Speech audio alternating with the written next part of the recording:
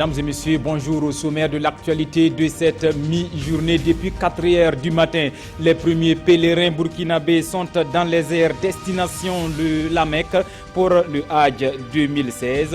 Ils sont, pour ce premier tour, ils sont 500. Et puis, dans l'actualité hors de chez nous, les Gabonais toujours en attente du nom de leur président entre Ali Bongo, le président sortant, et Jean Ping qui va diriger le Gabon. Résultat attendu aujourd'hui. Mesdames et messieurs, voilà donc pour le sommaire de cette édition. Bienvenue à tous. Ouvrons ce journal comme annoncé à l'aéroport international de Ouagadougou. Les premiers pèlerins burkinabés au Hajj 2016 sont actuellement dans les airs. Ils étaient 500 montés à bord du Boeing ce matin, destination la Mecque. Au pied de l'avion, avant leur décollage, le ministre Simon Compaoré de l'administration territoriale est venu leur traduire le au revoir du gouvernement. Omar Zombri. C'est à bord de ce Boeing que les premiers pèlerins du Burkina ont pris leur envol pour la Mecque. Si pour certains c'est la peur de monter dans l'avion pour la première fois, c'est la sérénité pour d'autres. Mais tous ont le même objectif, fouler le sol de la Terre Sainte. Je souhaite que Dieu nous fasse un bon voyage et puis bon retour, que Dieu exauce nos prières. On souhaite un bon pèlerinage, qu'on devienne trouver les gens là aussi en bonne santé.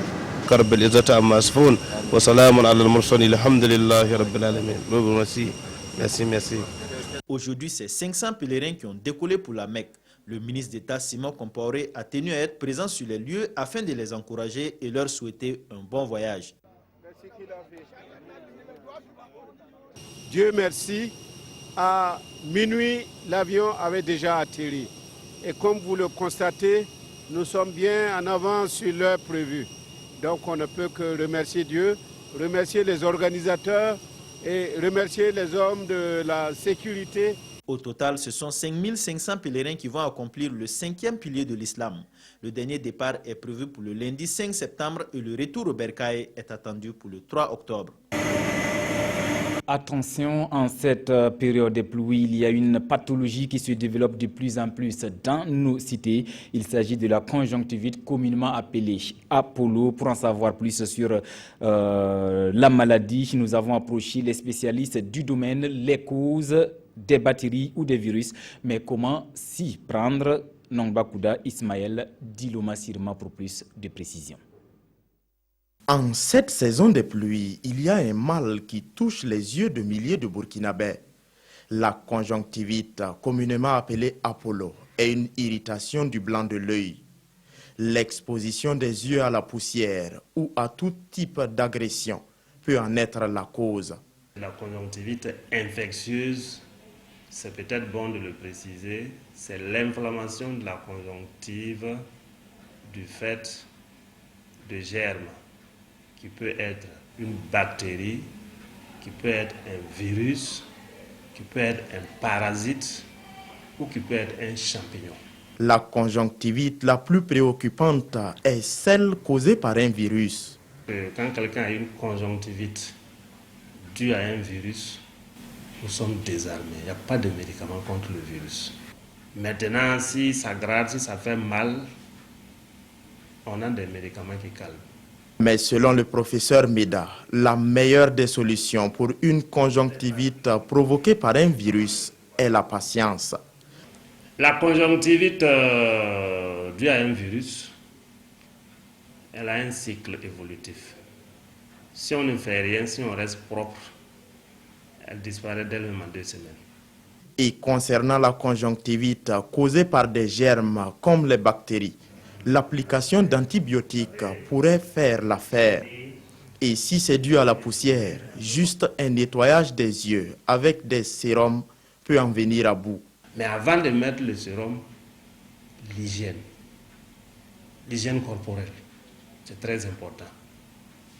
Et en plus de l'hygiène, il faut éviter les contacts avec les malades. Toutefois, le professeur Meda invite toutes les personnes atteintes de conjonctivite à se faire consulter par des spécialistes. Il les invite également à ne pas appliquer à leurs yeux des produits irritants. Autre point de l'actualité, le Burkina veut se doter d'une loi réglementant l'importation et l'utilisation des armes conformément au dispositif du traité sur le commerce des armes. Les experts et les partenaires du Burkina se sont réunis hier ici à Ouagadougou pour élire l'avant-projet de cette loi. Pa Madrogo Jean Zongo et Maïmouna Traoré. Une loi sur le commerce des armes. Le Burkina Faso s'engage à lutter contre l'importation et l'utilisation illicite des armes ainsi que leur détournement. La loi en cours d'élaboration s'inspire du traité sur le commerce des armes adopté par les Nations Unies en 2013. Il y a un trafic énorme des armes à travers le monde et particulièrement dans notre espace de l'Afrique de l'Ouest. Vous savez qu'il y a des mouvements djihadistes de part et d'autre, au nord du Nigeria et au nord du Cameroun et au Mali également. Et donc nous avons été concernés par des attaques. Et par conséquent, il faut contrôler d'abord l'importation des armes et contrôler leur utilisation dans notre espace. Il est question ici pour ces experts de relire l'avant-projet de loi. Le Burkina Faso bénéficie du soutien de la République fédérale d'Allemagne. Le Burkina Faso a une agence, donc la Haute Autorité, qui donne les licences pour les importations. Et ce qui nous a très impressionné pendant notre première visite qu'on avait l'année dernière, c'est qu'il y a déjà des structures en place, aussi avec la Commission nationale pour les ALPC. Et maintenant, sur ce niveau technique, on va voir comment mettre en place une législation qui contient toutes les obligations qui viennent avec le TCA. C'est en 2014 que le Burkina Faso a ratifié le traité sur le commerce des armes. Au total, 84 pays ont ratifié le traité. Vous les verrez bientôt sur le terrain. 60 nouveaux volontaires du corps de la paix américain ont prêté serment hier à l'ambassade des États-Unis. Ils interviendront dans l'éducation, la santé, le développement de l'économie communautaire. En somme, ils sont actuellement 116 volontaires américains au pays des hommes intègres, ce qui réjouit le Burkina. Amadou Ilboudou, Moumouni Souvega pour le point compte rendu. Ils prêtent serment pour servir le peuple burkinabé. Au nombre de 60, ces nouveaux volontaires américains du corps de la paix vont intervenir dans 3 domaines: l'éducation, la santé et le développement économique communautaire. Après 2 mois de stage, ils disent être prêts à affronter le terrain. Je vais travailler avec mon communauté des projets de santé, de la prévention du paludisme, de l'espacement de grossesse seulement.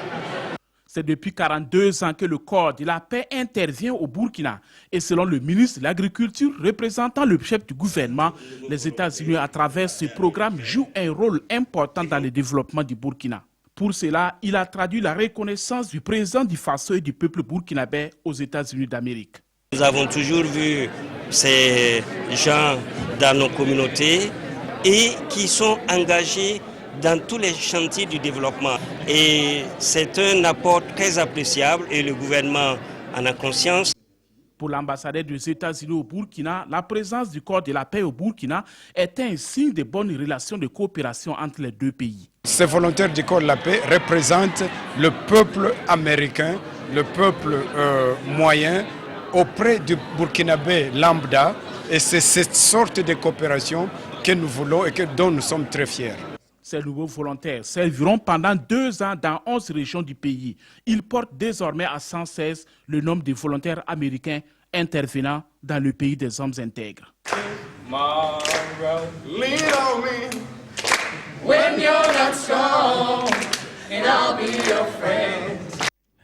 Aider les jeunes à créer et à développer leur propre business. C'est l'objectif recherché par la coalition des associations et mouvements des citoyens pour le suivi des politiques publiques. Elle a initié une formation sur l'entrepreneuriat à Bobo Dioulasso, une formation à l'endroit d'une 50aine de jeunes leaders issus des différentes organisations de la société civile de la ville de Sia. Karim Ilboudou, Amadou Lougué.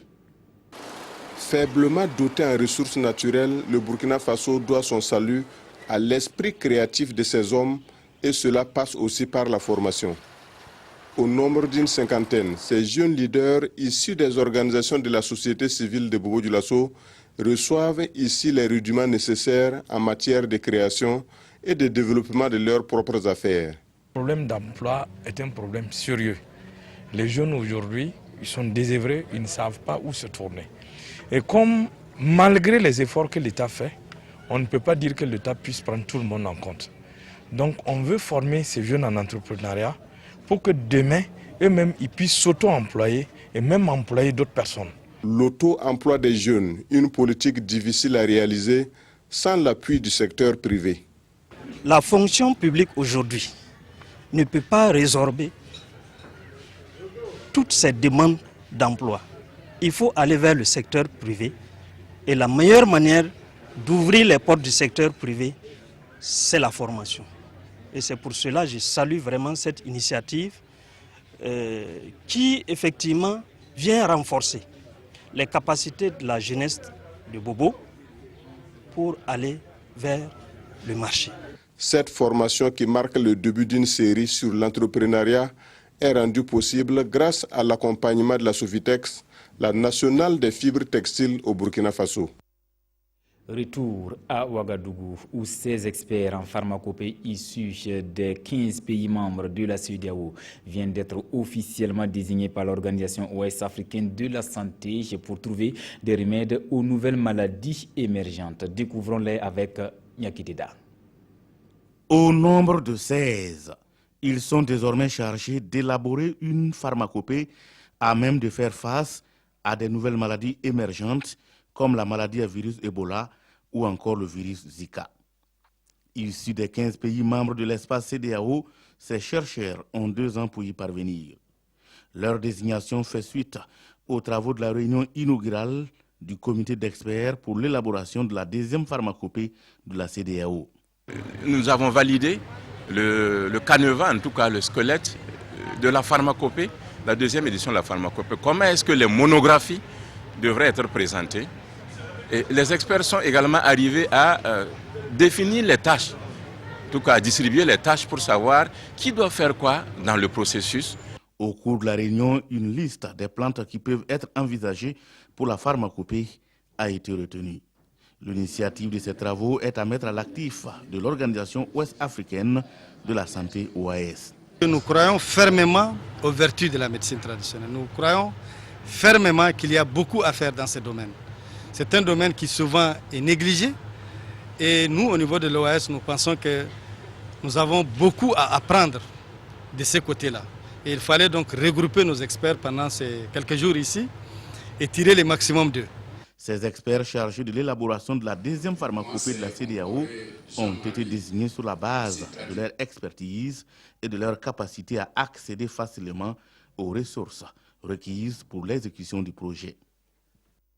Dans l'actualité internationale, depuis hier, le Gabon est dans l'attente des résultats de la présidentielle à tour unique, censé dévoiler le nom de son prochain chef de l'État, le sortant Ali Bongo, ou l'opposant Jean Ping. Mais on apprend que les travaux de la commission électorale ont commencé ce mercredi matin à Libreville. Suivons. Le vainqueur de la présidentielle au Gabon devait être connu ce mardi soir. Il n'en est rien. Le pays retient son souffle et la tension est palpable. Les forces anti-émeutes sont déployées dans les rues de Libreville. L'ambassade française recommande à ses citoyens d'éviter tout déplacement. 2 candidats se sont déjà déclarés vainqueurs. Ali Bongo, qui brigue un 2e septennat mais dont la famille règne sur ce pays pétrolier d'Afrique centrale depuis un demi-siècle, pourrait perdre le scrutin à un tour malgré le traitement favorable accordé par les médias nationaux. Ali Bongo s'est déclaré vainqueur dimanche au lendemain du vote. Son principal opposant, Jean Ping, a fait la même chose. Son équipe de campagne évoque ce mardi une avance de 60 000 voix sur Ali Bongo, qui sera, je cite, impossible à rattraper sauf fraude massive, ce dont s'accusent mutuellement les 2 partis. La mission des observateurs de l'Union européenne a félicité les électeurs, mais critiqué le manque de transparence des institutions électorales. Et justement, les quotidiens reviennent sur cette élection au dénouement visiblement inquiétant. Par ailleurs, ce mercredi, certains journaux dénoncent la taxation des métiers illégaux, la prostitution. Revue de presse signée Toboum Evelyne Dabiri. Prostitution au Burkina, certains quotidiens se sont intéressés à cette pratique dans la ville de Bobo-Dioulasso. Après analyse, Sidoua a écrit « Esclaves, proxénètes et tenanciers de chambres de passe disent vivre de leur activité ». Ce journal rappelle que la prostitution au Burkina n'est pas légalisée, elle n'est pas non plus punie par le code pénal, sauf le racolage. Cependant, des taxes sont versées mensuellement aux impôts par ce secteur.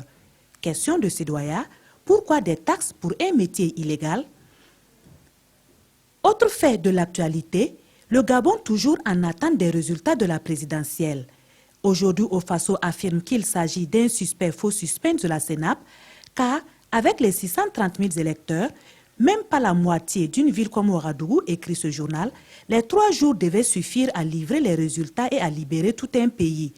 Mais le silence de la CENAP, estime l'observateur Palga, a fait de la nuit d'hier la nuit la plus longue et ce quotidien s'inquiète.